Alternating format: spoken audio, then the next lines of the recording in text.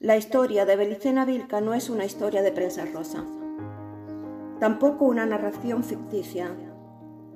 Aquí se explica la historia de la humanidad desde tiempos inmemoriales, concretamente desde la Atlántida hasta nuestros días. Nos cuenta el gran engaño en el que hemos vivido la humanidad, sometida a las potencias del mal.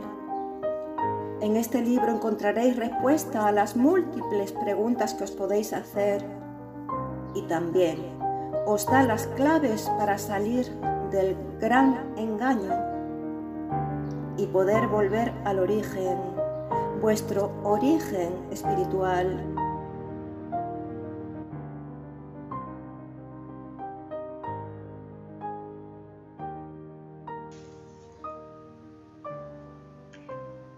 El misterio de Belicena Vilca, Minro del Rosario. El libro 1. Comenzaré hablando de dos personas reales que van a aparecer en este primer libro, que se compone de 8 capítulos. Empiezo con Belicena. Belicena Vilca era una mujer de 47 años, oriunda de la provincia de Tucumán, Argentina. Se dice que fue la última princesa inca, pero además pertenecía a un antiguo linaje íbero, portador de un secreto que se mantuvo oculto durante 14 generaciones americanas. El secreto era el conocimiento que permite a los iniciados hiperbóreos conocer el origen extraterrestre de la raza humana. Belicena, que conocía este secreto, fue perseguida por ellos, por los golem, fuerzas demoníacas, para asesinarla, lo cual consiguieron finalmente. Belicena fue realmente asesinada a pesar de las misteriosas circunstancias que apuntaron a todo lo contrario, a que murió de muerte natural. No fue así, pues en el momento de su muerte estaba encerrada en una habitación del hospital, con la puerta cerrada con llave desde fuera. Vamos con otro persona real. El doctor Arturo Signagel fue el psiquiatra que atendió a Belicena durante el tiempo que estuvo ingresada en el hospital. El Hospital Neuropsiquiátrico Dr. Javier Padrón de la Isla, en la ciudad de Salta, Argentina. El diagnóstico que le dio a Belicena fue demencia senil irreversible, algo totalmente erróneo, pero no se encontró otro diagnóstico mejor. Continúo. La policía quiso resolver este caso, pero no pudo y quedó archivado. A poco de haberse iniciado la investigación. Este caso real quedó también constatado y documentado, y de hecho, durante una semana fue muy comentado en la prensa, concretamente en el diario El Heraldo de Salta. La documentación se puede localizar en dicho diario en la semana del 7 al 15 de diciembre del año 1980. Ahora sí, pasaré a resumir brevemente los 8 capítulos que conforman el libro primero, o primera parte, del libro El misterio de Belicena Vilca. Resumen del libro. Como ya se dijo, Belicena era conocedora de un gran secreto, el origen extraterrestre de la raza humana, y por ello fue perseguida por los golem hasta asesinarla. En este libro, primero, habla su psiquiatra, Arturo Signagel, quien nos relata lo siguiente. Belicena había preparado una estrategia antes de ser asesinada. Desvió hacia ella la atención de los golem para que su hijo, Noyo, pudiera cumplir la misión de transmitir el conocimiento a la humanidad. Ella aprovechó su ingreso en el hospital para escribir su historia, que comienza en el libro 2. Y lo hizo en quechua santiagueño, aunque tuvo tiempo para traducirlo al castellano antes de su asesinato. Belicena fue encontrada estrangulada en su habitación, como ya dijimos, con la puerta cerrada con llave desde fuera. Y en este punto es importante describir algunos detalles.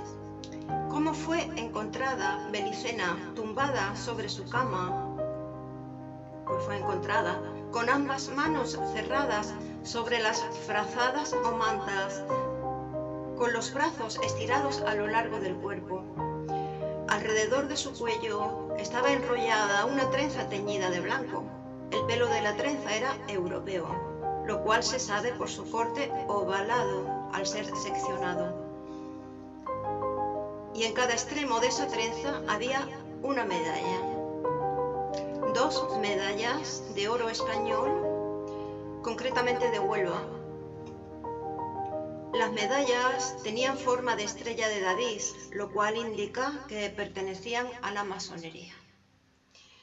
Las últimas palabras que se le escucharon a Belicena antes de ser asesinada fueron Pachachuqui, Pachachuqui, en dialecto quechua, cuyo significado es dislocación del tiempo. Pero Belicena, antes de morir, se aseguró de que su manuscrito llegara a manos de su terapeuta, el doctor Arturo Signagel, y lo hizo a través de una enfermera y por medio de una carta. La sobornó. El contenido de la carta, un extenso manuscrito, se relata a partir del libro 2, la carta de Belicena Vilca, pero ya llegaremos a eso. Ahora voy a realizar la lectura palabra por palabra del libro primero, cuyo título es El desaparecido de Tafí del Valle. Tafí del Valle es un municipio del noroeste de Argentina, rodeado de altas montañas salpicadas de senderos. Al final de la lectura, y para no interrumpirla, lo pondré al final, dejaré las imágenes representativas de las 2 medallas, tal como describe el libro, y bueno, que se encontraron en la trenza que estranguló a Belicena, y también dejaré los escudos de Argentina. Bueno, hasta aquí el resumen, y ahora paso a la lectura del libro, lectura literal.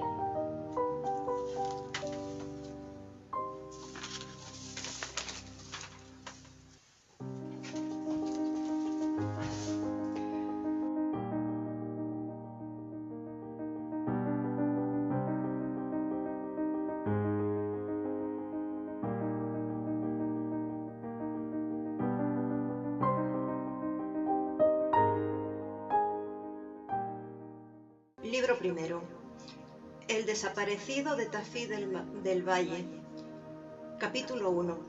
Conocí a Belicena cuando se encontraba internada en el Hospital Neuropsiquiátrico Dr. Javier Padrón Isla, de la ciudad de Salta, con diagnóstico demencia senil irreversible. Siendo médico del pabellón B de enfermos incurables, he debido prestar atención a la referida enferma durante un largo año en el que le apliqué todos los recursos que la ciencia psiquiátrica y mi extensa experiencia en la profesión me brindaban para intentar vanamente su recuperación. Como se verá más adelante, su historia fue escrita por ella misma, en tanto permanecía en aquel triste encierro. Dedicó a este fin todo el tiempo disponible, que era mucho, pues la Junta Médica la había autorizado a escribir, dado que tal actividad redundaba en evidentes resultados terapéuticos sobre el ánimo de la paciente. Sin embargo, nadie sabía a qué se referían sus escritos y si ellos revelaban alguna coherencia lógica, información que hubiese sido útil para confirmar o corregir el diagnóstico adverso. Dos motivos impedían conocer el contenido de sus manuscritos. El primero y principal consistía en que la enferma escribía en quechua santiagueño, una lengua que solo se hablaba en su región natal. En secreto, al parecer, Belicena Vilca tradujo los manuscritos al castellano pocos días antes de morir.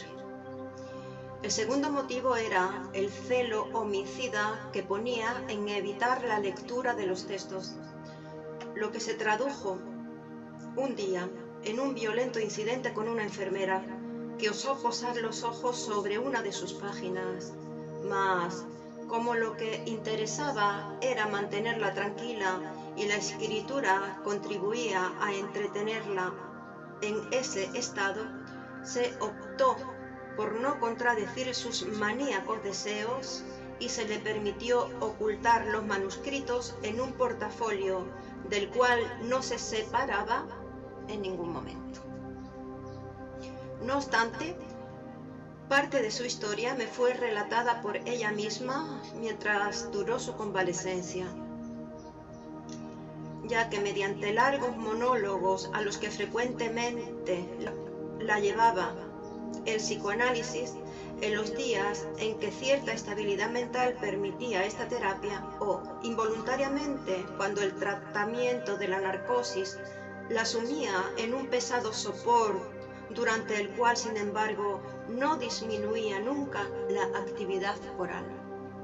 Naturalmente, no podía darse crédito a sus declaraciones, no solo por su condición de enferma mental, sino por el tenor de las mismas, que eran increíbles y alucinantes.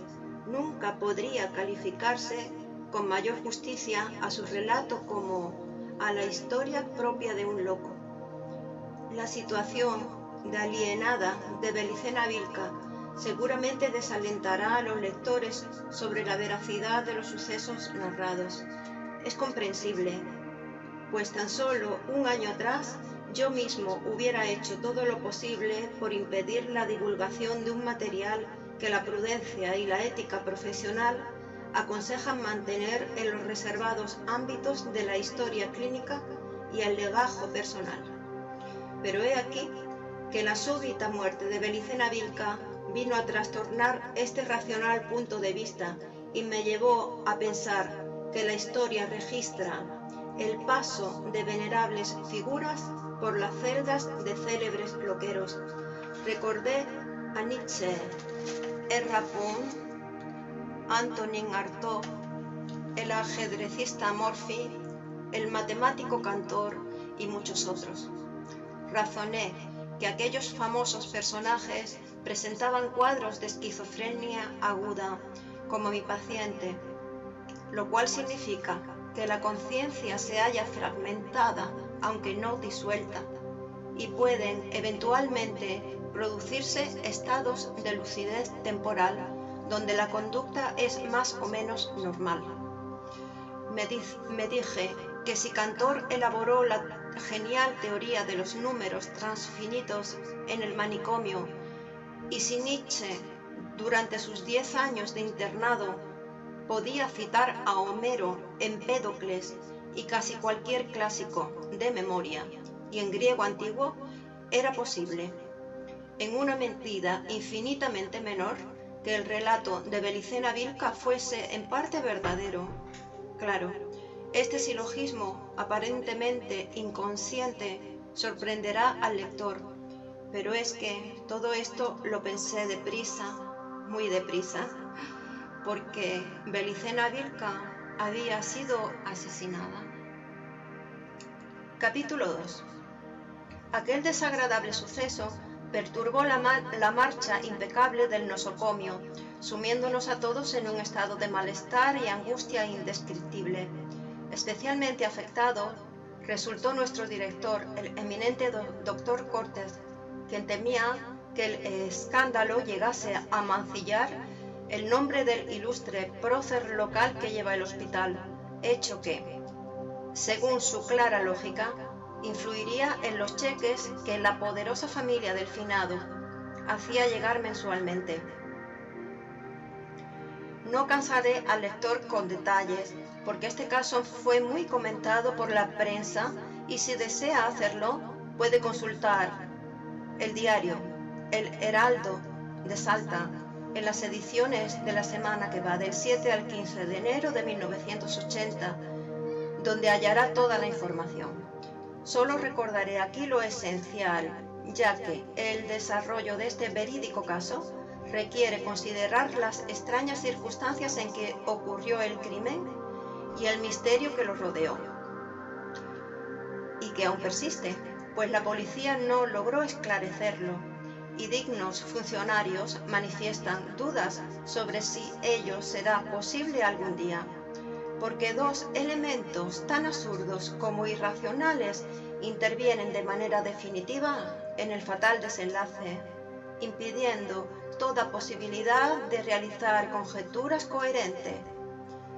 El primero es un hecho inobjetablemente verídico.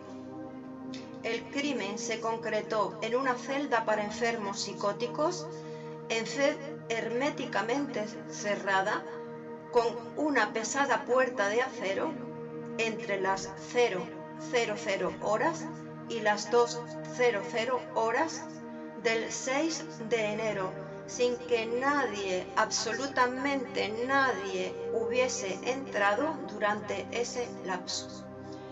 Esto se corroboró felizmente gracias a un suceso fortuito.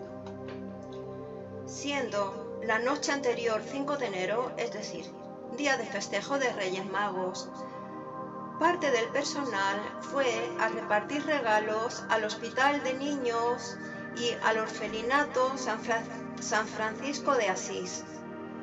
Entre ellos estaba nuestro eximio director, el doctor Cortés, quien a las 23 horas ya había regresado, luciendo aún el traje de Papá Noel y dispuesto a efectuar la recorrida diaria que desde incontables años realiza por todos los pabellones para recoger los informes finales. Pues bien, el propio doctor Cortés vio por última vez viva a Belicena a las 23:50 horas, cuando a raíz de una crisis histérica en su segunda fase, promovió un general desorden en el pabellón B. Corría desesperadamente en el reducido espacio de su celda, con los ojos fijos y desorbitados, mientras gritaba "Pachacucuy, Pachacucuy", palabras que en ese momento eran incomprensibles, si bien reconocimos que se trataba del idioma quechua. Por otra parte, el ataque era sintomáticamente anormal en ella. El doctor Cortés ordenó una inmediata dosis de Valium, sumiendo a la infortunada Belicena Vilca en un sopor del que solo habría de salir un instante para ver la muerte de cerca, tal como lo sugería la expresión de tremendo horror con que se hallaba crispado su rostro cuando fue encontrada, ya muerta, 3 horas más tarde. Y aquí surge el misterio. El primer elemento que desconcertó y sorprendió a los avezados policías, luego de ser atendida la paciente, serían las 0:00 horas. Todos nos retiramos de la celda, siendo esta cerrada por el doctor Cortés, quien inadvertidamente guardó la llave en uno de los bolsillos de su traje de Papá Noel, olvidando luego depositarla en el tablero general de llaves. A las 3 de la mañana, al ir la enfermera de turno a recorrer la ronda habitual, notó la falta de la llave, de la cual nadie supo dar parte. Dedujo de ello que habría sido llevada por el doctor Cortés, y como los duplicados se encuentran en la oficina del mismo, no le quedó otra alternativa más que llamarle a su casa. No fue necesario hacerlo, pues la operadora del conmutador interno informó que el doctor aún permanecía en el hospital, aunque estaba a punto de retirarse. Avisado este de su error, decidió subir al pabellón B para entregar la llave y realizar una breve inspección ocular. Es decir, que durante esas 3 horas, la llave, único medio para abrir la puerta blindada de la celda, estuvo en poder del doctor Cortés. Pero el director del hospital era un hombre de reconocida trayectoria social, cuyas virtudes morales han sido siempre exaltadas como ejemplo digno de emulación y de quien por último nadie osaría dudar, ni siquiera el experimentado policía Maidana, a cargo de la investigación del caso. En fin, el doctor Cortés abrió la puerta de la celda acompañado por mí y la enfermera García exactamente a las 3:05 horas. Un olor penetrante y dulzón fue lo primero que nos llamó la atención. Era una fragancia como a sahumerio de sándalo o incienso, y resultaba tan fuera de lugar allí que nos miramos perplejos. Pero esto solo fue un instante, pues lo que vino después concentró toda nuestra atención. Belicena Vilca yacía en su lecho, sin duda muerta desde un tiempo atrás, con el cuello tumefacto a causa del estrangulamiento a que había sido sometida.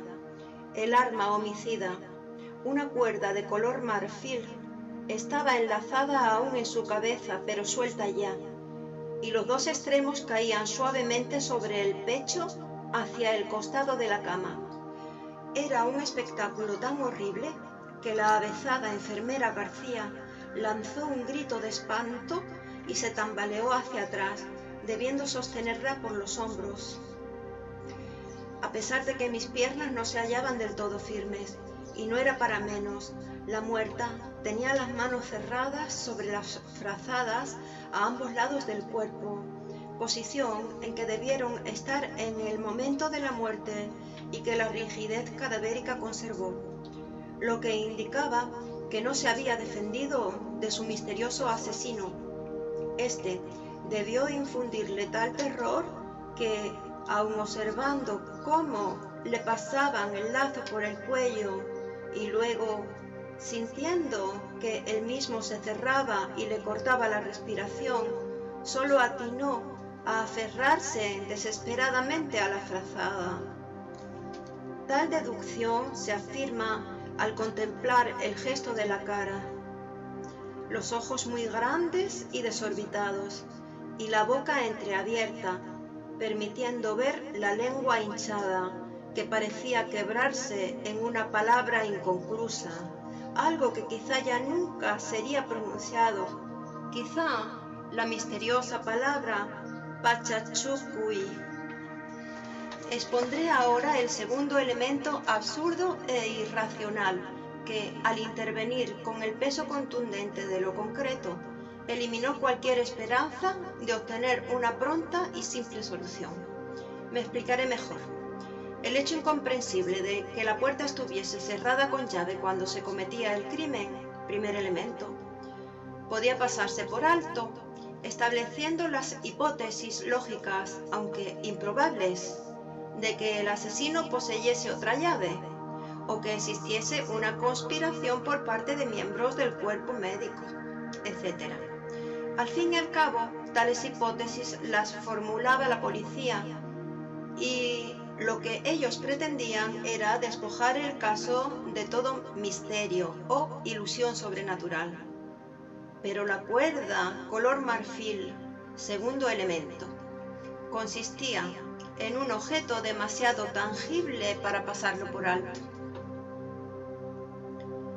El segundo elemento fue la evidencia de que algo siniestro e irracional se había instalado irresistiblemente entre nosotros. Se trataba de una cuerda de 1 metro de largo, construida con cabello, al parecer humano, trenzado y teñido. pero lo insólito estaba representado por las 2 medallas de oro, una en cada extremo, girando locamente en 2 pequeños conos de oro. Las medallas en sí constituían lo más absurdo del conjunto, exactamente iguales en sus formas de estrellas de David.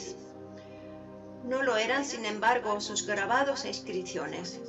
Una de ellas llevaba cincelado en el relieve un trébol de 4 hojas, labrado en el hexágono central. La otra mostraba un fruto que, indudablemente, correspondía a la granada. Yo las encontré parecidas a ciertas joyas masónicas que vi en una exposición del Rotary Club, pero la familiaridad terminó en cuanto hice memoria y razoné que el único punto de semejanza entre estas y aquellas era la estrella de David, que, como todos saben, está formada por 2 triángulos equiláteros entrelazados.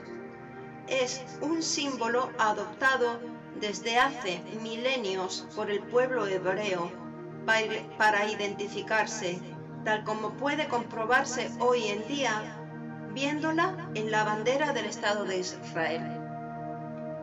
Las partes posteriores de las medallas llevaban inscripciones, mas estas, lejos de aclarar algo, aumentaban nuestra confusión, pues estaban redactadas en 2 idiomas distintos. Una frase grabada horizontalmente en el centro estaba escrita en caracteres hebreos, aunque tales signos no eran los mismos en cada medalla. Rodeando a estas palabras había otra inscripción en letras latinas, esta vez idéntica para ambas joyas. En este momento nadie pudo aclarar a qué idioma pertenecía. Ada, Aes, Side, Draoi, Mac, HWCH.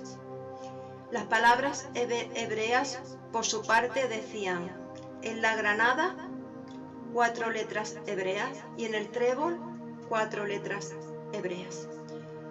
Como se comprenderá, esta curiosa cuerda enjollada daba toda la sensación de ser algo de uso ceremonial o religioso, atributo que el oficial Maidana captó de inmediato, pues al examinarla no pudo evitar un gesto de repugnancia y una exclamación: ¡buah! Esto es algo judío. Capítulo 3. Yo sé que mucha gente poderosa de nuestro país considera que todo correcto oficial de policía debe profesar imprescindiblemente la ideología nacionalista, y también que dicha indefinible ideología se opone a los grandes internacionalismos, tales como el marxismo, la masonería, el sionismo, las corporaciones multinacionales, etc., y hasta a la política exterior de las potencias imperialistas. En la ideología nacionalista es creencia corriente que todas esas vastas organizaciones convergen en una cúpula de poder, situada en algún lugar del mundo, verdadero gobierno secreto al que llama sinarquía internacional. La sinarquía habría desarrollado una estrategia cuya ejecución ha de conducir a la formación de un gobierno mundial que regiría sobre todas las naciones de la Tierra. Las diferencias y contradicciones que se advierten entre las grandes organizaciones mencionadas serían de orden táctico y puramente exteriores. En los vórtices de poder todas coincidirían y los esfuerzos generales estarían encaminados a cumplir la estrategia sinárquica. En la ideología nacionalista es dogma desde hace un siglo. La sinarquía ha sido fundada por los judíos con la pretensión de asegurarse el dominio del mundo y dar así cumplimiento a las profecías emanadas de la Biblia y a mandamientos del Talmud. Por eso, Los nacionalistas que sostienen estas ideas suelen odiar ardientemente a los judíos. No me sorprendió entonces la exclamación antijudía del oficial Maidana, pero entendiendo que se trataba de una impresión apresurada, traté de hacerle comprender que atribuir un origen judío a la cuerda homicida, solo porque las medallas tenían la forma de estrella de David, era cuando menos aventurado. En efecto, tal símbolo es utilizado también por otras religiones o sectas como la masonería, la teosofía, los rosacruces, las iglesias cristianas, etc.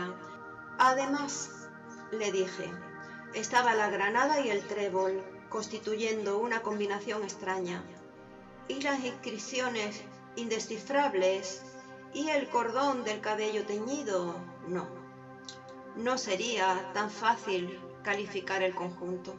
Aunque parezca increíble, algo faltaba en la celda de Belicena Vilca: el portafolios con todos sus escritos. La policía, al enterarse de su contenido y considerarlo como absolutamente carente de valor, descartó de inmediato una posible sustracción y se negó terminantemente a vincularlo al móvil del crimen.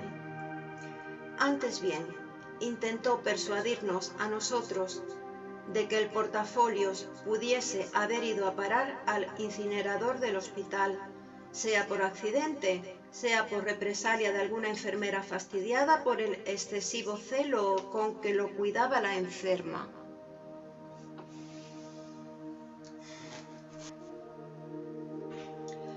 Capítulo 4. Yo se sabía en el hospital sobre Belicena Vilca. Llegó en diciembre del 78 en una ambulancia del ejército. 2 fornidos suboficiales la acompañaron hasta la oficina del director y entregaron a este una carta del jefe del 230 Regimiento de Caballería con asiento en Salta, coronel Mario Pérez, junto con un sobre conteniendo documentación y una ficha médica. En la carta nos informó luego el doctor Cortés. El coronel le solicitaba que ingresara como paciente del hospital a Belicena Vilca, quien padecía una enfermedad mental debidamente comprobada por los médicos militares que firmaban los estudios adjuntos. La mujer, oriunda de la provincia de Tucumán, tenía un único hijo desaparecido durante la gran represión de 1977. Ignorando el paradero de este y aparentemente abrigando la certeza de que las autoridades le negaban información, comenzó a moverse resueltamente por varias provincias del norte argentino e incluso salió del país, viajando por el interior de Bolivia y Perú. Esa conducta resultó sospechosa para los servicios de inteligencia, quienes la sometieron a intensa vigilancia y finalmente la detuvieron. Fue durante los duros interrogatorios que se consideró la posibilidad de que Belicena Vilca estuviera mentalmente desequilibrada, por lo que, luego de las consultas a médicos militares, se había dispuesto su traslado al Hospital Neuropsiquiátrico Dr. Javier Patrón de la isla. En cuanto al hijo, el ejército nada sabía de su paradero, ni si militaba en alguna organización subversiva. Su desaparición justamente alertó a las autoridades, pues se pensó que había pasado a la clandestinidad. Esta idea se afirmó al conocerse la sorprendente actividad de la madre, asunto que motivó finalmente su detención. La información precedente la suministraba el coronel para que no se diera crédito a las historias o a los reclamos que pudiera hacer la enferma. Según el doctor Cortés, el tono de la carta no admitía réplica. Era casi una orden internar a Belicena Vilca. En su criterio se debían considerar dos posibilidades: o la mujer enloqueció durante el interrogatorio, o la historia que planteaba el ejército era real. Lo que debía descartarse de plano era una tercera variante, que supiera algo sobre la subversión. En este caso, habría sido ejecutada. Corrían tiempos difíciles en ese entonces. La Argentina, ocupada militarmente en 1976, venía soportando una represión tremenda que comenzó con el exterminio de los famosos guerrilleros nihilistas, tal la calificación oficial, y concluyó con un baño de sangre digno de Calígula, donde cayeron, amén de los míseros guerrilleros, gente de toda la Haya. Los muertos y desaparecidos se contaban por millares, y en la atmósfera tan peligrosa no era bueno para la salud discutir las directivas militares.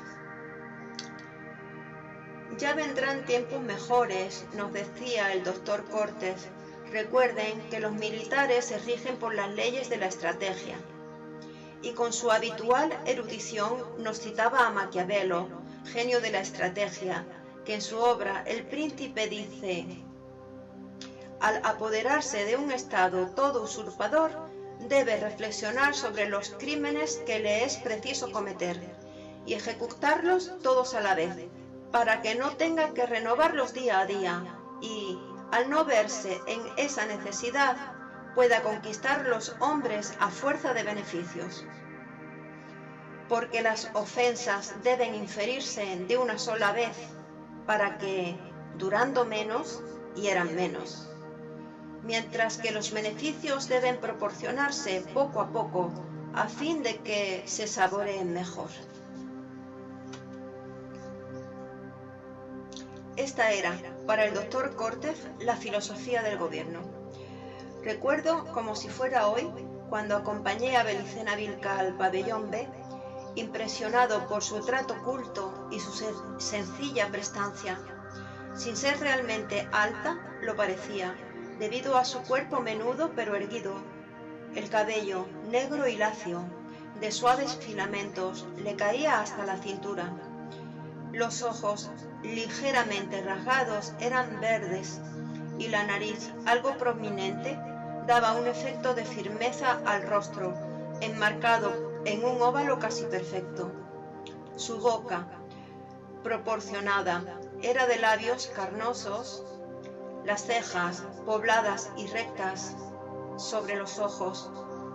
Todo en ella emanaba un aire vital que para nada delataba una edad de 47 años, y a pesar de que los rigores pasados dejaron su huella demacrante, se adivinaba que en su juventud había sido una mujer de extraordinaria belleza. Los estudios realizados en el hospital confirmaron que Belicena padecía algún tipo de esquizofrenia, por lo que el doctor Cortés, no tan sensible a consideraciones estéticas, decidió mantener el diagnóstico de los médicos militares: demencia senil irreversible, aunque tal valoración fuese totalmente injusta. Mientras caminaba por los pasillos rumbo al pabellón B, recibí la primera de las incontables sorpresas que me daría el trato con Belicena Vilca y su extraña historia. Leyendo el letrero de material plástico con mi nombre, abrochado en el bolsillo de la chaquetilla, dijo: «Doctor Arturo Signagel, tiene usted un nombre mágico. Oso de la garra victoriosa, ¿lo sabía?» «Supongo que sí», respondí, mientras traducía mentalmente. Arturo, del griego artos, significa oso. Sieg quiere decir victoria en alemán, y Nagel, garra, en el mismo idioma. «Lo que me sorprende», agregué, «es que lo sepa usted. ¿Entiende griego y alemán?» «Oh, no es necesario, doctor. yo veo con la sangre. Sé lo que siempre supe, me dijo con una sonrisa candorosa. Sí que está enferma, pensé neciamente, creyendo que aludía a la teoría de la reencarnación como hacen los espiritistas, clientes permanentes de nuestros pabellones. En ese entonces no podía imaginar ni remotamente que algún día haría esfuerzos inusitados por recordar cada una de sus palabras para analizarlas con gran respeto.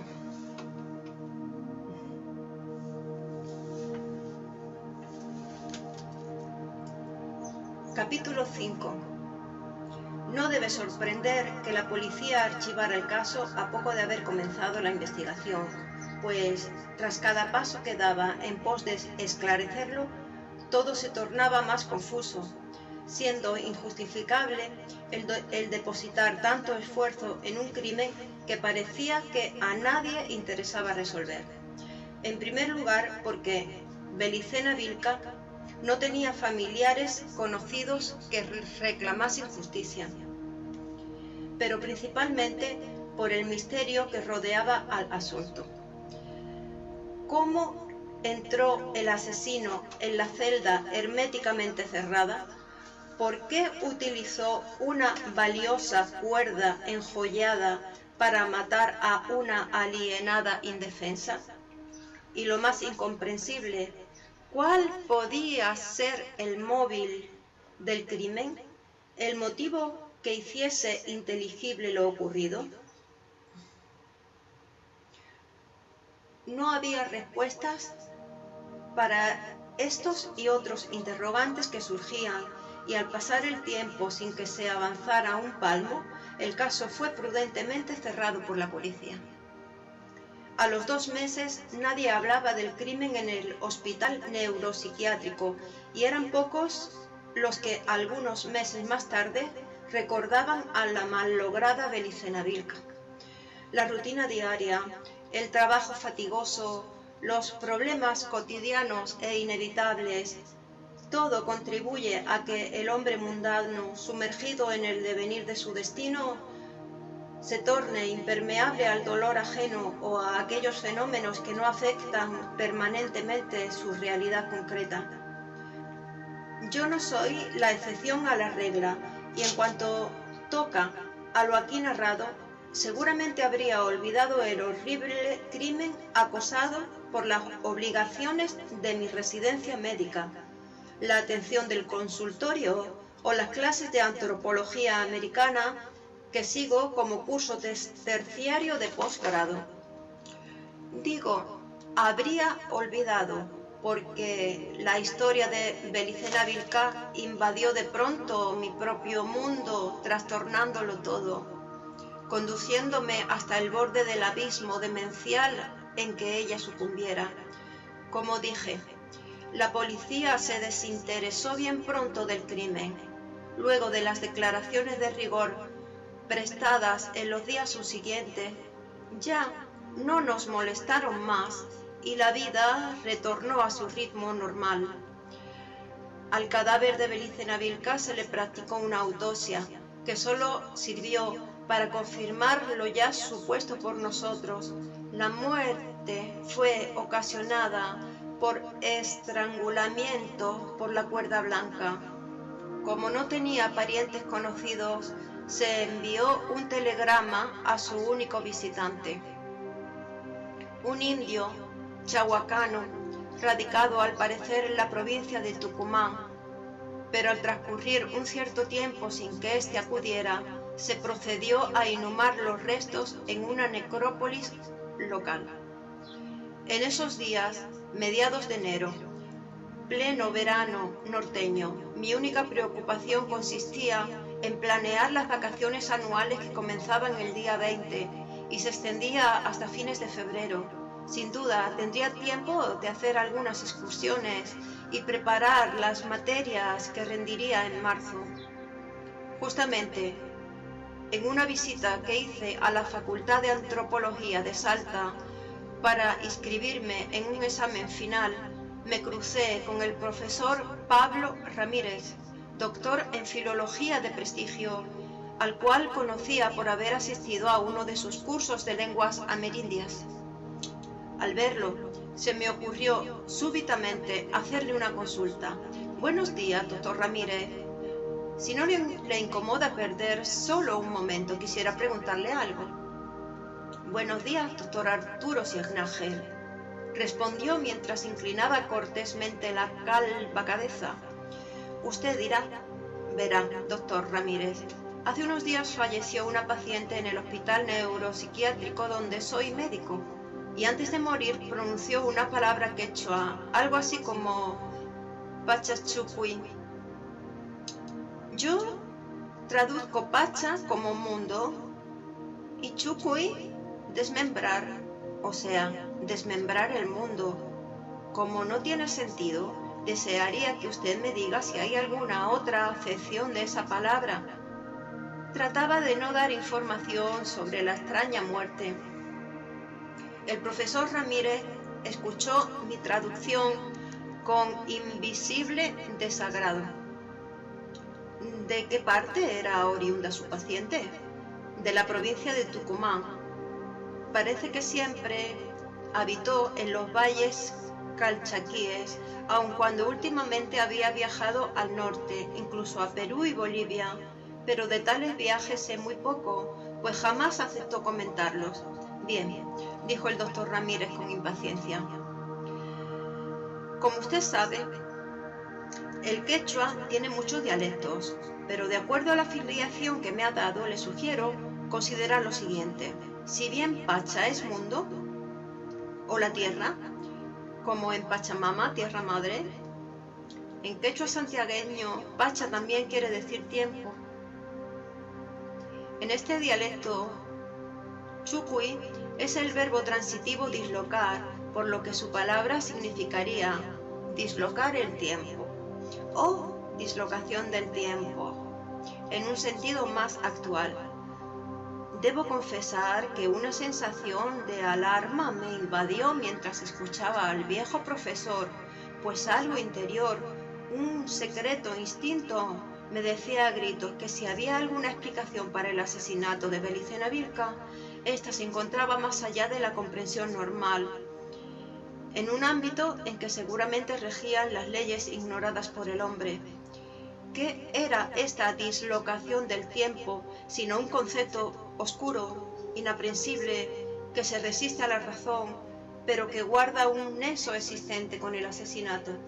¿Cómo se entiende si no es aceptando la intervención de lo desconocido, el hecho de que alguien o algo pudiera ingresar en una celda cerrada con llave, perpetrar un asesinato e irse tranquilamente, dejando tras de sí la cuerda mortal, o sea, la prueba de la presencia inexplicable? Sí, había en todo esto como una calculada negligencia, como si el asesino quisiese dar una mínima muestra de su inmenso y terrible poder en un alarde de demencial orgullo. Visiblemente perturbado, me despedí del profesor Ramírez y regresé sobre mis pasos, mientras una certeza se afirmaba cada vez más en mi cerebro.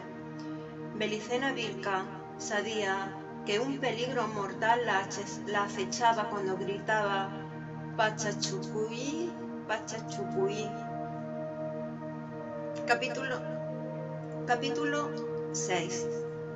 El asunto me intrigaba y aunque dudaba que se hubiese avanzado algo, decidí conseguir toda la información sobre el crimen. Cuando discutimos con el oficial Maidana sobre la probable filiación de la cuerda enjollada, quedé con este en acercarle alguna publicación masónica para que comprobara la similitud solo exterior de las medallas con unas joyas destinadas a rituales de distintos grados de dicha organización. En su momento no pensaba cumplir dicha promesa, que hice en un desesperado intento por convencer a los policías del carácter ritual del asesinato. Al ver que estos evadían el bulto y buscaban una solución racional que a mi juicio no existía. Ahora pensaba valerme de ella como excusa para obtener información. Busqué los 3 enormes tomos del diccionario de la francmasonería en la biblioteca de la universidad y me dirigí a la jefatura de policía. En Salta, esta ocupa un antiguo edificio colonial pegado al Cabildo, frente a la plaza principal, florida y provinciana. Estacioné el automóvil junto a un parquímetro, a varias cuadras de mi destino, y caminé por la calle Belgrano rumbo al centro. Al llegar a la iglesia del Sagrado Corazón, con su edificio de más de 300 años, iba pensando en la juventud de la América Blanca ante la milenaria Europa. A pesar de que aquí no se construyó nada más atrás de 400 años, nos estremece lo secular que sentimos antiguo y remoto. Me faltaba transitar la cuadra de la Recoba con sus arcos centenarios, bajo los cuales se puede tomar un café y leer el diario o simplemente contemplar los altos cerros lejanos que rodean el Valle del Lerma. Atravesé varios pasillos de aspecto sombrío hasta encontrar una puerta coronada por un cartel enlozado cuyas cachaduras apenas permitían leer: Oficina General de Investigaciones. Más abajo otro cartel de plástico anunciaba: Subcomisaría Maidana, llame antes de entrar. Las cosas salieron mejor de lo que yo esperaba. Mientras el oficial Maidana con salvaje alegría examinaba los diccionarios, en mis manos se deslizaban febrilmente las pocas fojas del expediente caratulado: Belicena Vilcán, homicidio intencional. Así, acompañado por los insultos que el policía nacionalista lanzaba cuando algo de lo que leía causaba su furia, pude averiguar lo que deseaba. Se habían practicado análisis varios a la cuerda homicida, siendo esta destruida en parte durante los ensayos. Una de las medallas fue fundida y el material sometido a análisis de espectroscopia molecular, citándose en fojas el informe final y remitiéndose al informe principal adjunto para cualquier discusión sobre la interpretación del mismo. La conclusión era que, de acuerdo a los minerales y metales que intervenían en la aleación del oro, este tendría como seguro origen un país de Europa, España. Con más precisión se mencionaba la zona Río Tinto, en la provincia de Huelva. Caballero Cadoch. ¿Qué carajo quiere decir esto, doctor?, interrumpió bruscamente mi lectura el oficial Maidana, que leía: Ritual del grado 30. Es una palabra hebrea que significa muy santo. El título sería Caballero muy santo, dije. El oficial tenía los ojos inyectados de sangre. Sargento Quiroga, gritó, venga a ver lo que hacen los masones. El sargento acudió presuroso. Era un criollo fornido como un quebracho, pero de evidente pocas luces, quien sumó su voz obsecuentemente al concierto de maldiciones que ejecutaba el oficial. Seguí leyendo el expediente. Un trozo de cuerda de pelo se envió al laboratorio de análisis patológico de la Facultad de Medicina. El informe remitido por la universidad indicaba que el pelo era cabello humano, posiblemente de mujer. La sustancia usada en el teñido era simplemente lechada de cal, a la que se agregó un poco de jugo vegetal ácido para restar alcalinidad. Pero lo más curioso era que la universidad podía certificar la raza a la que pertenecía la mujer a quien se cortó el cabello fatal. La sección ovalada de las fibras pilosas estudiadas no dejaban lugar a dudas. Raza blanca. Las otras razas tienen un pelo de sección redonda, según los especialistas. Esto era casi todo. Estaban las declaraciones nuestras y el informe forense, también un informe del ejército con la misma historia ya conocida, donde veladamente se sugería no escarbar mucho. Seguían papeles burocráticos sin importancia sobre la inhumación y otros aspectos de la investigación. Pero sobre el crimen en sí no se había avanzado mucho. En resumen, huellas dactilares. No había otra huella que las de la occisa y el personal del hospital. B. Otra llave. No costaba. C.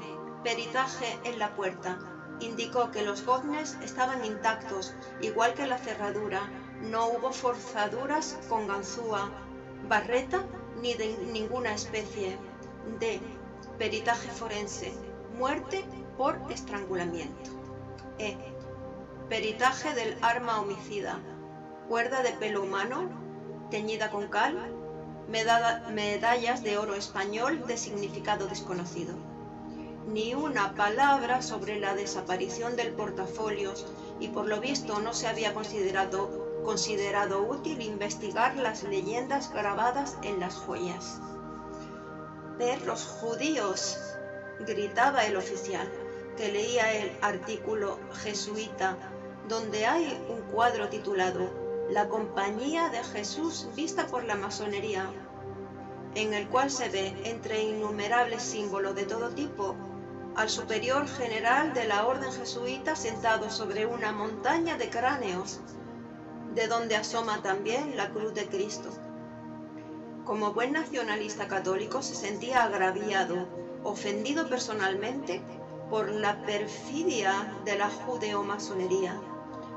No creí conveniente aclararle que la Compañía de Jesús creó en el siglo XIX el rito masón del Real Arco, el cual fue finalmente adherido al Gran Oriente inglés, del rito escocés antiguo y aceptado. Con lo que ambas organizaciones establecieron puntos de contactos permanentes. Desgraciadamente, la prueba está a la vista hoy día al considerar el marxismo aristocrático que sustentan los pensadores jesuitas.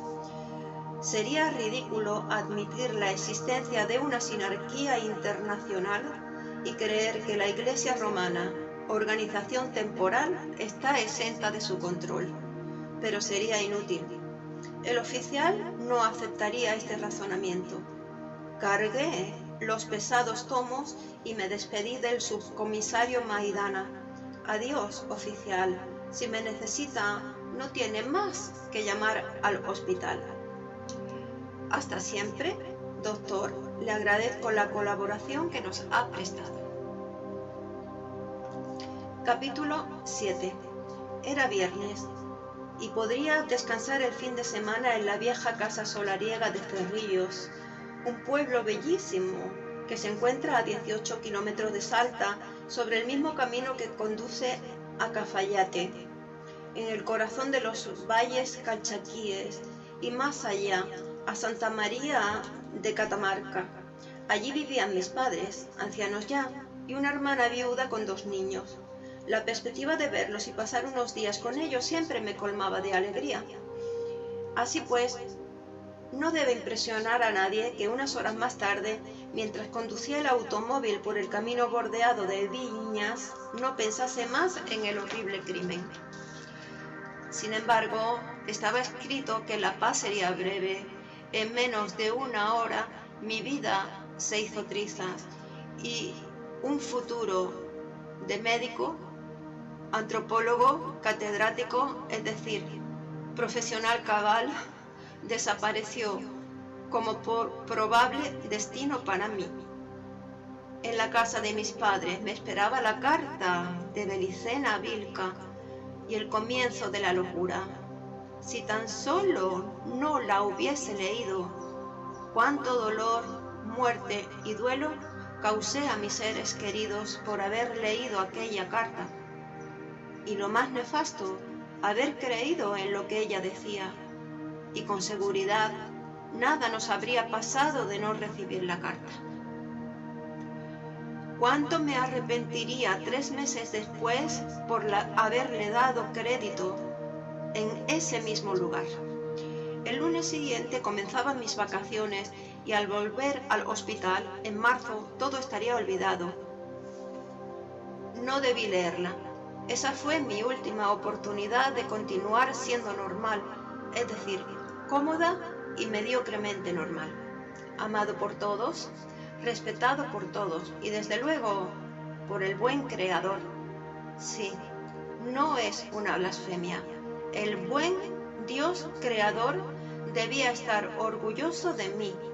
No interfería para nada sus grandiosos planes y contribuía en la manera de lo posible al bien común. ¿Qué más se podía esperar de un humilde médico psiquiatra salteño? Pero mucho me temo que ahora que lo he perdido todo, hasta he perdido el favor del Creador, habrá que leer la carta de Belicena Vilca y conocer el resto de la historia para disentir o coincidir conmigo. Como dije, no debí haberla leído y todo habría continuado igual, pero está visto que en la vida de ciertas personas hay como trampas cuidadosamente montadas. Basta tocar un resorte para que se desencadenen mecanismos irreversibles. Capítulo 8. Canuto, el perro viejo ovejero, se acercó corriendo para festejar mi llegada, mientras maniobraba con el coche y cerraba la tranquera. Todavía me faltaba recorrer otros 200 metros hasta la casa. Hice subir a Canuto en el asiento delantero y arranqué. Así era siempre. Manejaba con una mano y con la otra acariciaba al viejo can durante esos 200 metros, que le pertenecían solo a él. Vi acercarse la figura de mis padres, sentados bajo los centenarios enlapachos del patio, y sentí las risas de mis amados sobrinos. Era la familia, una de las cosas más bellas que puede concebir un solterón empedernido como yo. Buongiorno a tutti, bromeé, mientras bajaba el maletín y buscaba las consabidas golosinas para los niños. ¿Qué tal van las viñas, papá? ¿De qué nos sirve esta abundancia si este año no tendremos vendimia? Oh, mein Gott. Este gobierno llevará a todo el mundo a la quiebra. Bueno, papá, calma, ya no tienes que hacerte mala sangre. Mira, te traje un regalo. Le alcancé el cassette de Angelito Vargas y mientras lo colocaba en el reproductor portátil, sorbí el mate que mi hermana cebaba y hacía circular silenciosamente de mano en mano. Toma, hijo, hace 5 días llegó una encomienda para ti. La retiramos para hacértela llegar, pero como nadie iba para Salta, quedó aquí. Debes dar tu domicilio de la ciudad. Algún día puede llegarte algo urgente aquí y tú no estarás. Mamá continuó riñéndome en tanto la voz de Angelito Vargas desgranaba el tango a pan y agua, pero yo no escuchaba nada. Absorto en el remitente del paquete, donde claramente se leía Belicena Vilca, mi corazón parecía haberse detenido. El paquete contenía el portafolios y dentro de él un sobre con una extensa carta, tan extensa que, se diría, Belicena Vilca empleó todo su tiempo libre, durante meses, en escribirla. A continuación la transcribo sin quitar ni agregar una coma. Deseo que el lector comparta en toda su dimensión el misterio que se abría ante mí al leer aquella asombrosa misiva. El sobre ostentaba una leyenda escrita a mano con fina caligrafía. Doctor Arturo Signagel, presente. Rasgué el sobre y leí febrilmente.